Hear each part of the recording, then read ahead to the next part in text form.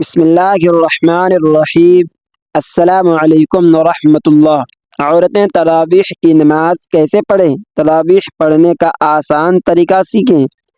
حضرت عائشہ صدیقہ رضی اللہ تعالیٰ فرماتی ہے کہ رسول اللہ صلی اللہ علیہ وسلم نے رمضان کی ایک رات مسجد میں نماز تراویح پڑھی۔ لوگوں نے آپ صلی اللہ علیہ وسلم کے ساتھ نمازیں پڑھی۔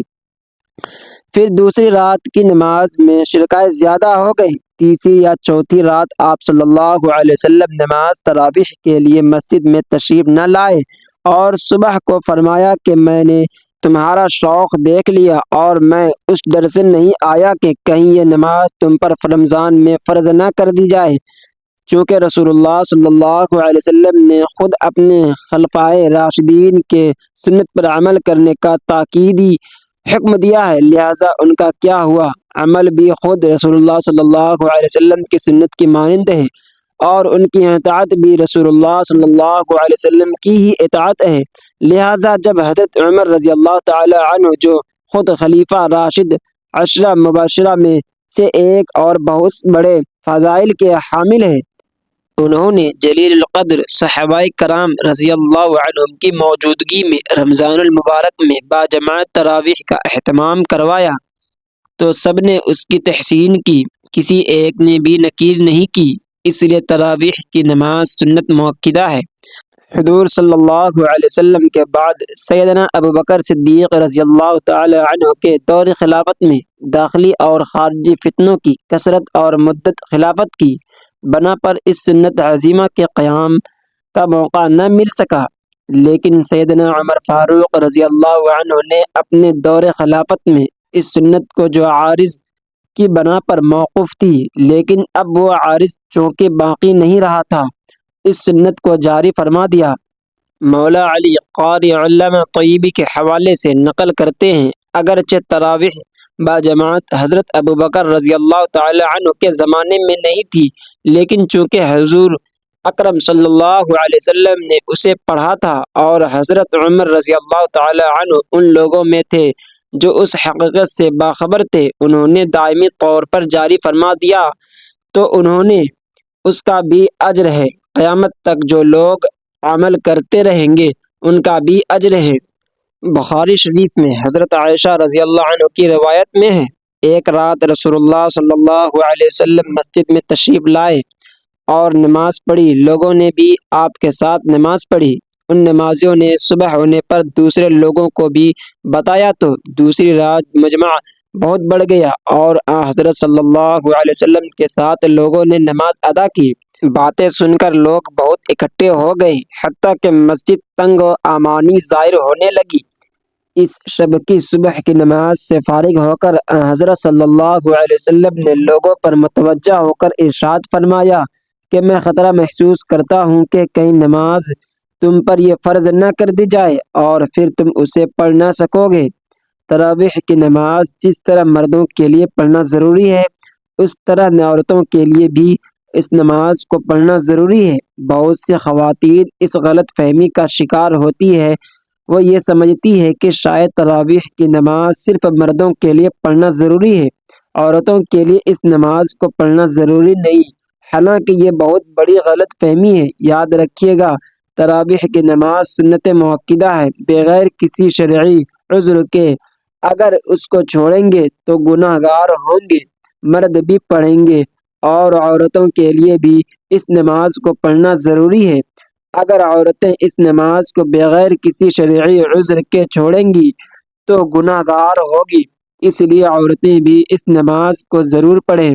اب مسئلہ یہ ہے کہ مرد حضرات تو مساجد چلے جاتے ہیں جہاں پر باقاعدہ تراویح کی نماز جماعت کے ساتھ ادا کی جاتی ہے، لیکن خواتین گھر کے اندر اس نماز کو کس طریقے سے پڑھیں؟ اس نماز کے پڑھنے کا طریقہ کیا ہے؟ اس نماز کی نیت کیسے کریں گے؟ اس نماز میں کون سی صورتیں پڑھی جائے گی؟ سب سے پہلے تو ہم عشاء کی 4 فرض پڑھیں گے۔ عشاء کی نماز کے 4 فرض پڑھنے کے بعد پھر ہم 2 سنت مؤکدہ سنت ادا کریں گے، اس کے بعد وتر نہیں پڑھیں گے، پھر 20 رکعت تراویح کی نماز ادا کی جائے گی اور وہ 20 رکعت 2 2 کر کے پڑھی جائے گی، یعنی 2 رکعت پڑھ کے سلام پھیر دے گی، اس کے بعد 2 رکعت اسی طرح سے 2 رکعت کر کے 20 رکعت تراویح کی نماز ادا کریں گے۔ اگر آپ 4 رکعت پڑھتی ہیں تو تب بھی کوئی حرج نہیں ہے، نماز ہو جائے گی، لیکن بہتر نہیں ہے، بہتر یہ ہے کہ 2 رکعت کر کے پڑھے جائیں۔ 20 رکعت اسی طرح سے مکمل ہوگی۔ اب مسئلہ یہ ہے کہ ان 20 رکعتوں میں ہم نے کون سی صورتیں پڑھنی ہیں۔ ناظرین، اس کے لیے کوئی خاص صورتیں ضروری نہیں ہے کہ یہ صورتیں پڑھی جائے گی۔ جتنا بھی آپ کو قرآن مجید آتا ہے، کوئی صورتیں آپ کو آتی ہیں، 10 صورتیں آتی ہیں، 10 پڑھ لیں، 5 آتی ہے تو 5 پڑھ لیں۔ جب وہ 10 صورتیں ختم ہو جائے گی اور ابھی تراویح کی نماز باقی ہے تو پھر دوبارے سے ان کو دہرا لیں، اب بھی باقی ہے تو پھر دوبارے سے دہرا لیں۔ اسی طریقے سے تراویح کی نماز میں جو صورتیں آپ کو آتی ہے وہ صورتیں پڑھتی جائے گی اور اسی طریقے سے 20 رکعت تراویح نماز ادا کرے گی۔ اگر آپ کو صرف 4 صورتیں آتی ہیں، یعنی 4 قل آتے ہیں، تو تب بھی آپ کی نماز بالکل آسان طریقے سے ادا ہو جائے گی، یعنی 2 رکعت میں آپ نے 2 قل پڑھ لیں، اس کے بعد پھر 2 رکعت میں پھر 2 قل پڑھ لیں، اس طریقے سے 4 رکعت بھی ہو جائے گی، 4 قل بھی ختم ہو جائیں گے۔ پھر دوبارہ سے ان کو دوہرا لیں، لیکن ترتیب کا خاص خیال رکھنا ہے کہ پہلے والی صورت بعد میں نہیں پڑھنی اور بعد والی صورت پہلے نہیں پڑھنی۔ اس طریقے سے نہیں کرنا، پہلے اس کو پہلی رکعت میں پڑھ لیں جو صورت بعد میں آ رہی ہے، اس کے بعد میں دوسری رکعت میں پڑھ لی۔ یہ تو تھا کہ تراویح کی نماز ادا کرنے کا طریقہ۔ اب اس کی نیت کیسے کریں؟ نیت کہتی ہے دل کے پختہ ارادوں کو۔ زبان سے نیت کرنا کوئی ضروری نہیں ہے، کوئی لازمی نہیں ہے، کوئی شرط نہیں ہے۔ دل کے اندر جو آپ کا ارادہ ہے، آپ کھڑی ہوئی ہے، آپ نے دل کے اندر ارادہ کیا ہے کہ میں نے 2 رکعت تراویح کی نماز پڑھتی ہوں، بس یہی نیت ہوگی۔ اس کے علاوہ کوئی زبان سے نیت کرنا یا کوئی ضروری نہیں ہے، لیکن علماء بیان فرماتے ہیں کہ زبان سے نیت کرنا یہ مستحب ہے۔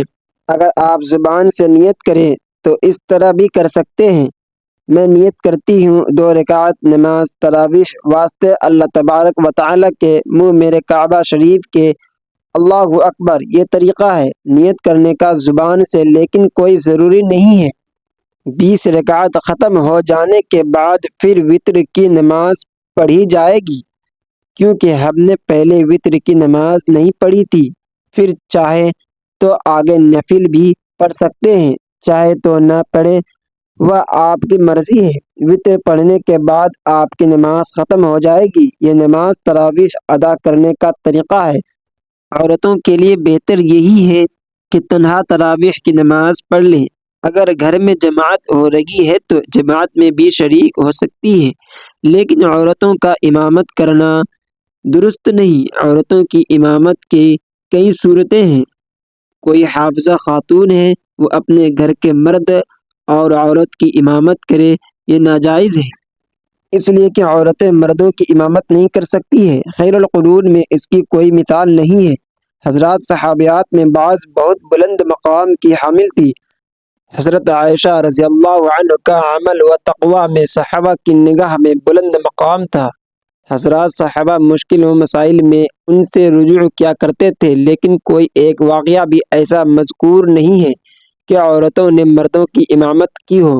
حدیث میں ہے کہ آپ صلی اللہ علیہ وسلم نے فرمایا، عورتوں کے پیچھے رکوع جیسے اللہ نے ان کو پیچھے رکھا ہے۔ حدیث سے معلوم ہوتا ہے کہ عورتوں کو مردوں سے پیچھے کھڑا ہونا چاہیے، اور عورتوں کو مردوں کا امام بنا دیا جائے تو عورت کا مردوں کے آگے ہونا لازمی ہو جائے گا۔